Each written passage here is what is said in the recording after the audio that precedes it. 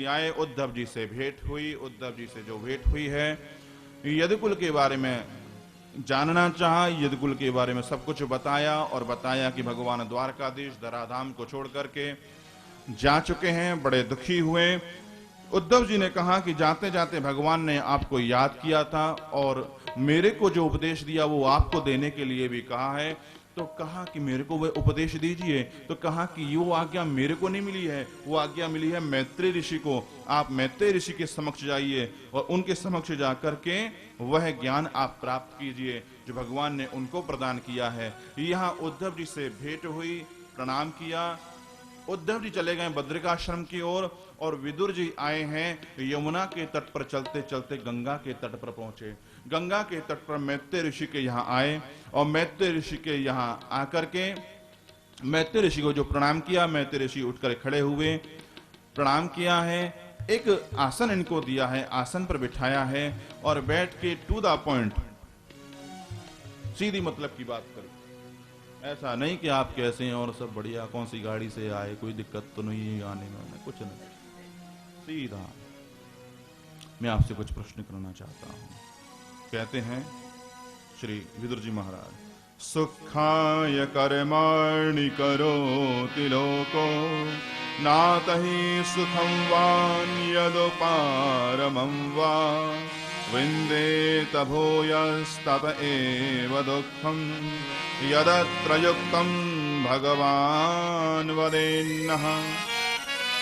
संसार में देखने में आता है कि ये सांसारिक जो जीव हैं, जिस भवसागर में भटक रहे हैं, वो सुख की कामना को लेकर के अनेक व्रत करते हैं, यज्ञ करते हैं, हवन करते हैं, जप करते रहते हैं।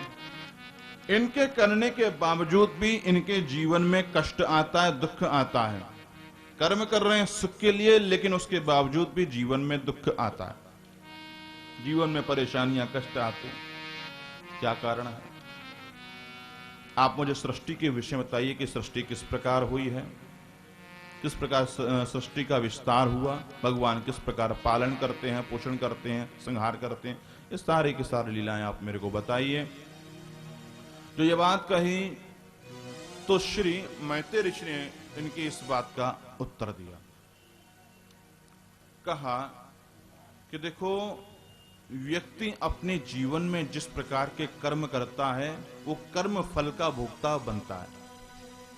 हम जैसा बोते हैं वैसा ही हम काटते हैं।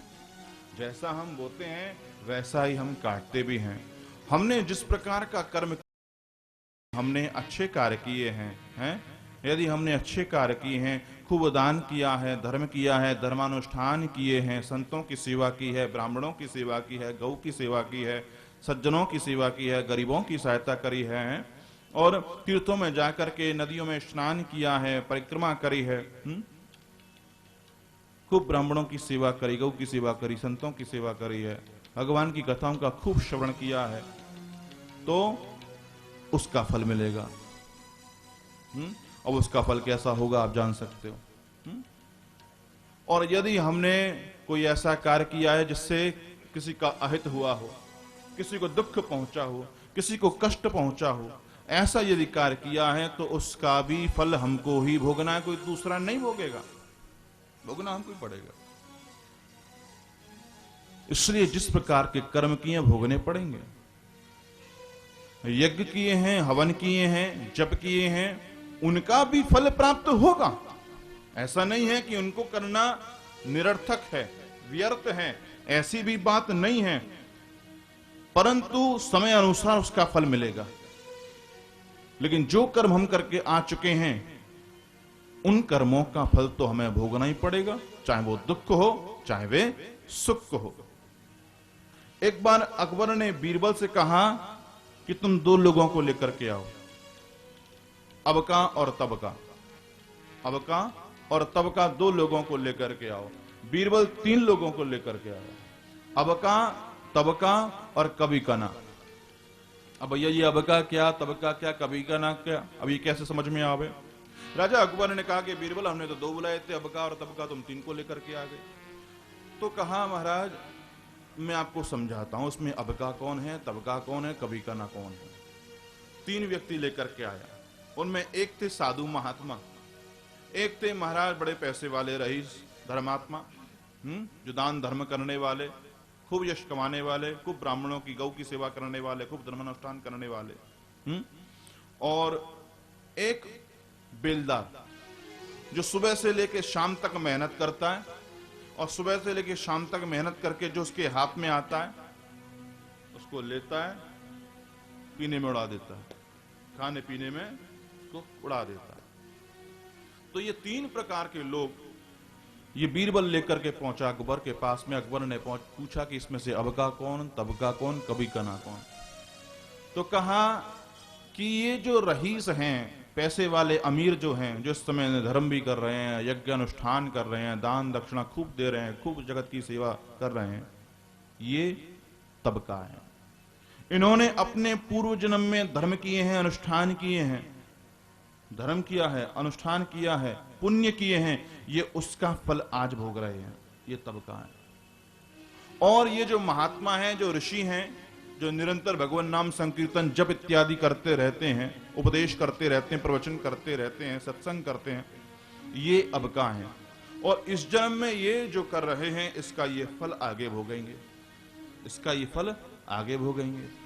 और ये जो तीसरा है ना, ये कभी का ना, रईस हो गए तबका, और जो संत महात्मा हो गए अबका, जो अगले जन्म की तैयारी कर रहे हैं।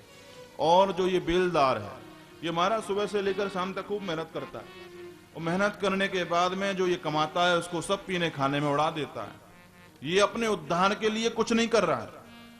तो जैसा ये इस जन्म में बना हुआ है ना, ऐसा ही अगले जन्म में भी बना ही रहेगा। ये कभी का ना, जैसा था वैसा ही है, वैसा ही रहेगा। है जैसा था वैसा ये है, वैसा ही रहेगा, इसका कुछ होने वाला नहीं है। लेकिन जो अपने लिए कर्म कर रहे हैं उनका कुछ ना कुछ हो जाएगा। जिस प्रकार से आप निरंतर यहां पर आकर के भगवत चर्चा सुन रहे हैं, सत्संग कर रहे हैं, इसका फल भी आपको अवश्य प्राप्त होगा। अब ये आपको अनुभव करने की बात है, आप उसका अनुभव किस प्रकार से कर पाते हैं। प्रेम से कहेंगे श्री राधे बोलो बांके बिहारी लाल की। सृष्टि के क्रम के विषय में बताया। सृष्टि का क्रम बड़ा लंबा चौड़ा है। हम श्री नारायण से आरंभ करते हैं। सागर में उत्पत्ति होती है भगवान श्री नारायण की। नारायण की नाभि से कमल, और कमल से ब्रह्मा। ब्रह्मा की जब उत्पत्ति हुई, अपने उत्पत्तिकर्ता को देखने के लिए ब्रह्मा ने समुद्र में छलांग लगाई। कई वर्षों तक देखा परंतु कोई ना मिला। जब कोई ना मिला तो ब्रह्मा फिर से उस कमल के फूल पुष्प पे आकर के बैठ गए, उस फूल पे आकर के बैठ गए, और उस समय जल के आवाज को सुना, जल के शब्द को सुना, ट प ट प। जब जल के ऊपर जल की बूंदें गिरती हैं तो क्या आवाज आती है? टप टप टप। तो यही टप टप जो शब्द सुना तो ब्रह्मा ने ये सोचा कि भगवान मेरे को आज्ञा दे रहे हैं कि तुम तप करो। ब्रह्मा ने तप किया, और तप करने के बाद में ब्रह्मा को भगवान का दर्शन हुआ। दर्शन होने पर भगवान ने ब्रह्मा को सृष्टि के लिए वरदान दिया, आशीर्वाद दिया। ब्रह्मा ने कई प्रकार की सृष्टि करी। उस सृष्टि में मानवीय सृष्टि भी थी, जलचर भी आए, थलचर भी आए, नवचर भी आए। ब्रह्मा ने रुद्र की उत्पत्ति करी। ब्रह्मा ने जब रुद्र की उत्पत्ति करी तो कहा कि बेटा तुम संतान पैदा करो, सृष्टि करो। देखो ये रुद्र की, बताएं आपको ये रुद्र की उत्पत्ति कैसे हुई। ऐसा हुआ था कि ब्रह्मा जी से सर्वप्रथम उत्पत्ति हुई सनकादिकों की। सनक, सनातन, सनंदन, सनत कुमार, इन 4 भाई की उत्पत्ति हुई। ब्रह्मा जी बोले कि भैया सृष्टि करो, और ये सनकादिक बोले कि हम तो भजन करने के लिए आए, हमको सृष्टि करने के लिए थोड़े ही आए हैं। ब्रह्मा जी बोले कि देखो 5-5 वर्ष के छोरा, बड़े भाई तक भय ना है, और देखो जवान चला रहे हैं। क्रोध आ गया ब्रह्मा जी को, और क्रोध की अवस्था में इनकी भुहों से, भ्रूमध्य से, ये भ्रूमध्य से रुद्र की उत्पत्ति हुई। रोते हुए उत्पन्न हुए, इसलिए इनका नाम पड़ा रुद्र। और बड़े होकर के ये बड़े बड़े राक्षसों को रुलाएंगे, इसलिए इनका नाम पड़ा रुद्र। ठीक है। अब इनको रुद्राणियां दी और कहा कि तुम सृष्टि करो। इन्होंने सृष्टि करी, बड़ी भयंकर सृष्टि करी। किसी के बड़े बड़े दांत महाराज, किसी के पैर ही नहीं है, बस पूंछ ही पूंछ है, किसी का एक पैर है, किसी के सिंह हैं, कोई हंसता है तो ऐसा लगता है कि सारी की सारी सृष्टि ही तबाह हो जाएगी। और ऐसी सृष्टि को तैयार करके ये रुद्र आए ब्रह्मा जी के पास में, बोले पिताजी देखो कैसी सुंदर मैंने सृष्टि करी है। और जो ब्रह्मा ने सृष्टि देखी, अरे बाप रे बाप, ऐसा लग रहा है मेरे को खा जाएंगे। अरे रुद्र, अपनी सृष्टि को तुम बस यहीं पे विराम करो और पहले तप करो। तप करने के लिए भेजा है वहीं रुद्र को। इधर फिर से ब्रह्मा जी परेशान। फिर ब्रह्मा जी ने अपने ही स्तन से 2 संतानें उत्पन्न करी, एक का नाम मनु और दूसरे का नाम शत्रुपा, और कहा तुम सृष्टि करो। परंतु मनु ने कहा कि हम सृष्टि करें कहां, क्योंकि सृष्टि के लिए जिस आधार की आवश्यकता पड़ती है पृथ्वी, वह पृथ्वी तो रसातल में जा चुकी है, तो हम कैसे सृष्टि करें। ब्रह्मा को फिर से कष्ट हुआ, फिर से दुख हुआ, फिर से चिंतन हुआ कि भाई सही बात है, पृथ्वी तो है नहीं। तभी क्या हुआ, ब्रह्मा की नासिका से अंगुष्ठ के पोर के बराबर का बराह का बच्चा प्रकट हुआ। बोलो बराह भगवान की। अंगुष्ठ के पोर के बराबर बराह का बच्चा निकला, और ये बराह का बच्चा जो इतना सा था, देखते ही देखते पर्वताकार हो गए हैं ये बराह भगवान। और जो पर्वताकार हुए, इन बराह भगवान ने रसातल में प्रवेश किया। रसातल में जाकर के पृथ्वी को अपनी डाढ़ पे रख करके ऊपर की ओर ला ही रहे थे कि उसी समय की बात है कि हिरण्याक्ष नाम का दैत्य था। ये हिरण्याक्ष नाम का दैत्य, ये कश्यप और अदिति का पुत्र, ये बड़ा मदान था। इसको लगता था कि पूरी दुनिया में मेरे समान कोई बलि है ही नहीं। नारद जी को मिला, नारद जी से बोला कि आप केवल राम राम ही करते रहते हो, नारायण नारायण करते रहते हो, कभी 2-2 हाथ करके देखें किसी से, डिशुम डिशुम किए कभी किसी से? बोले कि भैया हमने कभी किसी से नहीं की, ना हमारा इरादा है, हम कभी जिम गए नहीं। बोलो प्रेम से राधे राधे। है ना, हमको इस चीज में कोई इंटरेस्ट नहीं है। लेकिन हाँ, हम एक ऐसे व्यक्ति को जानते हैं जो तुम्हारे साथ युद्ध कर सकता है, और ऐसी तुम्हारी खुजली मिटेगी युद्ध करवे की कि फिर कभी युद्ध करवे के लायक ही नहीं रहेगा। कौन है? बोलोगे सीधे चले जाओ नीचे पृथ्वी लोक पे की ओर आकर्षित हो रहे हैं, जहां तुलसी के, कदम्ब के, तमाल के, मौलश्री के सुंदर सुंदर वृक्ष हैं, जिसकी आबो हवा को देख करके व्यक्ति स्वतः ही आकर्षित हो जाता है। ऐसे धाम को जब देखा इस पृथ्वी ने तो कहा कि अरे ये कौन सा धाम है, इतना सुंदर, इतना आकर्षित करने वाला, ये कौन सा स्थान है, कौन सी जगह है। कहा भगवान ने कि देवी, ये हमारा घर है, ये हमारा वृंदावन धाम है। तुम डूब सकती हो कालांतर में, परंतु हमारा ये धाम, हमारा ये घर, हमारा ये वृंदावन कभी भी डूब नहीं सकता, इसका कभी भी अहित नहीं हो सकता। क्यों? क्योंकि जिस प्रकार से भगवान नित्य हैं, उसी प्रकार से भगवान का धाम भी नित्य है। नाम रूप लीला धाम, ये चारों की चारों नित्य हैं, सनातन हैं, इनका कभी भी नाश नहीं होता, ये सदा सर्वदा बने रहते हैं। उसी प्रकार से भगवान का जो धाम है वो भी सदा सर्वदा बना रहता है। और इस वृंदावन धाम में कौन कौन है, किसकी विशेषता है, कौन इस धाम की इष्ट है? इस धाम की इष्ट कौन है? इस धाम के इष्ट 2 हैं, एक तो राधा रानी और एक जमुना महारानी। आइए हम और आप दोनों मिलकर के उसी वृंदावन धाम में मानसिक रूप से प्रस्थान करें, यमुना जी का आनंद लें, राधा रानी की कृपा प्रसाद का आनंद लें।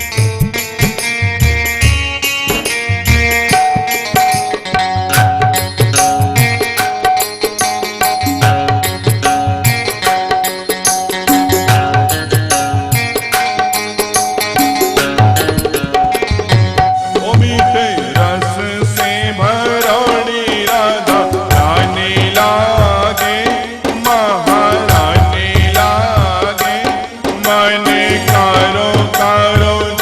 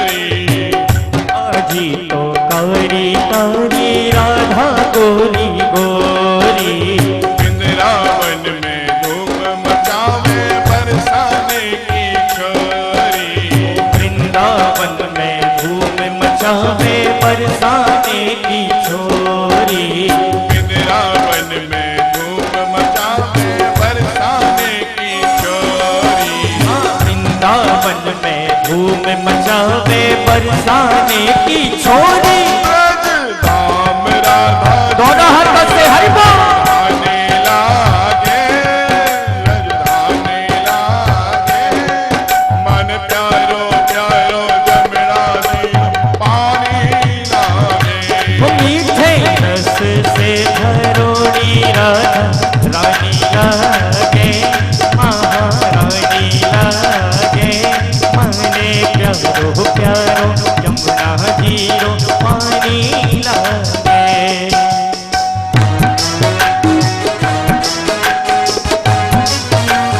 नाच लो प्यारे हरि बोल।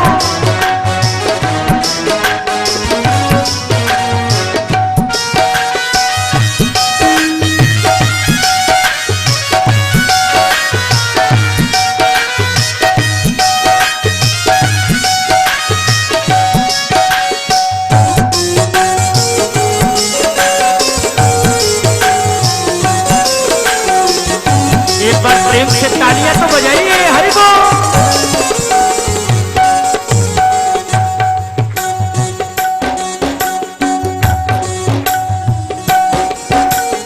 आनंद मुरली में तेरे सुमिरे बारंबार, अरे कान्हा नित मुरली में तेरे सुमिरे बारंबार, आनंद मुरली में तेरे सुमिरे बारंबार, अरे कान्हा नित मुरली में तेरे सुमिरे बारंबार।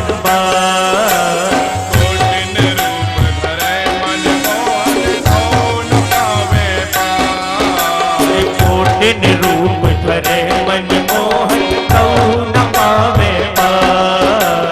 कोटिन रूप धरे मन मोहन कौन पावे पार, अरे कोटिन रूप धरे मन मोहन कौन पावे पार। रूप रंग की छबीली बजराने लागे, बजराने लागे लागे, प्यारो प्यारो जमना जीरो पानी लागे। वो मीठे रस से भरोड़ी राधा रानी लागे, महारानी लागे, अरे गारो गारो यमुना जी पानी लागे।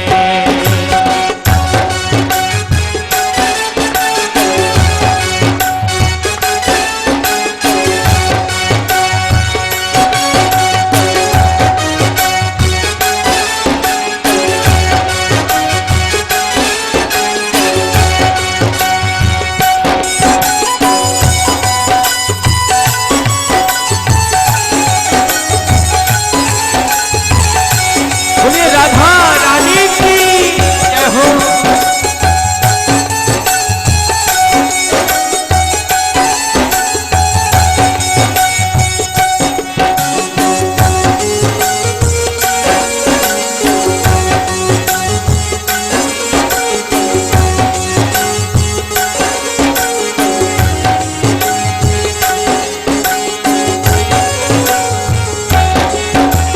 ना भावे मन माखन मिश्री अब ना कोई मिठाई, अरे ना भावे मन माखन मिश्री अब ना कोई मिठाई। ना भावे मन माखन मिश्री अब ना कोई मिठाई, अरे ना भावे मन माखन मिश्री अब ना कोई मिठाई। हमारी जीवड़िया ने भावे राधा नाम मलाई, हमारी जीवड़िया ने भावे राधा नाम मलाई। हमारी जीवड़िया ने भावे राधा नाम मलाई, अरे महरी जीवड़िया ने भावे राधा नाम मलाई। वृष भान की ललिता गण धाने लागे, गुरबानी लागे मान। प्यारो प्यारो जमना दियो पानी लागे। वो मीठे रस से भरोड़ी राधा रानी लागे, महारानी लागे,